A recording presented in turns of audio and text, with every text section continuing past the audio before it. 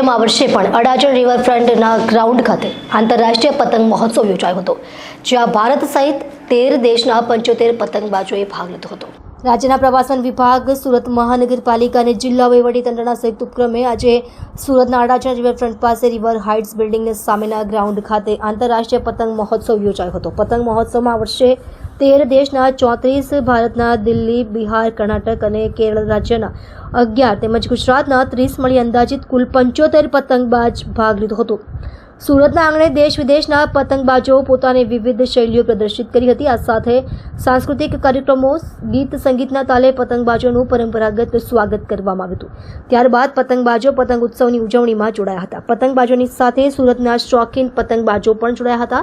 આ મહોત્સવથી દેશ વિદેશના પતંગબાજોના અવનવા પતંગોના કરતબો લોકો માણતા હતા। ગુજરાત સરકારના ટુરિઝમ વિભાગ દ્વારા અને સુરત મહાનગરપાલિકાના સંયુક્ત ઉપક્રમે આજે આંતરરાષ્ટ્રીય કાઇટ ફેસ્ટિવલનું આયોજન કરવામાં આવ્યું છે।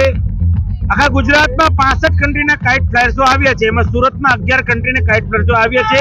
તેને સુરતની ધરતી પર હૃદયપૂર્વક સ્વાગત કરું છું। તમામ સુરતીઓ ઉત્તરાયણનો પર્વ હર્ષોલ્લાસથી મનાવતો આવ્યો છે। સાથે સાથે અપીલ પણ કરું છું કે ભારત વર્ષમાં હાઈએસ્ટ બ્રિજ સુરત મહાનગરપાલિકામાં છે। આ 2-3 દિવસ બ્રિજનો ઉપયોગ નહીં કરે ટુ વ્હીલ વાળા, તેવી અપીલ કરું છું। પક્ષીઓનું ધ્યાન રાખે અને પોતાના હર્ષોલ્લાસમાં કોઈનું નુકસાન ના થાય તેનું ધ્યાન રાખે અને હર્ષોલ્લાસના તહેવાર મનાવે, એની હૃદયપૂર્વકની શુભકામના પાઠવું છું।